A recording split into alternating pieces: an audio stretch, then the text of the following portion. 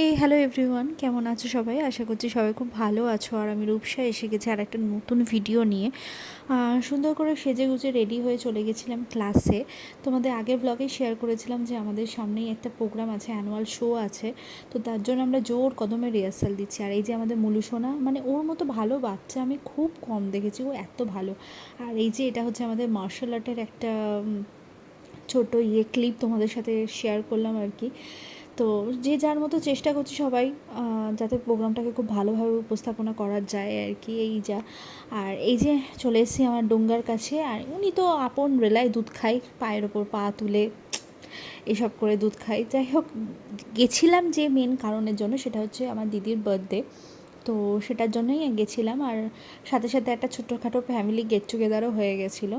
আর এই যে দিদি এখন কেক কাটবে, কেক আনা হয়েছিল। And one second wish you a very very happy birthday. আর এই যে দিদির কেক কাটা হয়ে গেছে, আমিও একটু কেক খাইয়ে দিচ্ছি। আর ইনি তখন থেকে নিচে দাঁড়িয়ে দাঁড়িয়ে মনের আনন্দে ক্রিম চেটে চেটে খেয়ে যাচ্ছে। ওর তো আলাদাই মজা, ওই জন্য ওকেও একটু খাইয়ে দিলাম আর কি ক্রিম। তো যাই হোক, আর এবার আমাদের কেকটা খাওয়ার পালা। আর কেকটা সত্যিই খুব দারুণ ছিল। এবং ডিনারে এসেছিলো যে দাদা বৌদির মাটন বিরিয়ানি, এর ওপরে তো কোনো কথাই হয় না, আমাদের সবার অল টাইম ফেভারিট। আর এই যে বাড়ি ফিরে গেছি, প্রচণ্ড টায়ার্ড, এসে ধাম করে শুয়ে পড়েছি।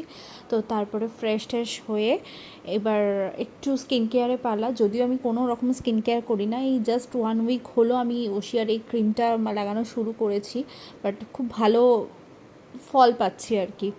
তো এইটা লাগালাম, এটা নর্মালি একটু মাসাজ করলাম, আর একটা লিপ বাম লাগাবো। এবার সোজা ঘুম, আর শরীর দিচ্ছে না। চলো টাটা সবাইকে। তোমরা কে কেমনভাবে কাটালে সেটা নিশ্চয়ই জানিও। টাটা।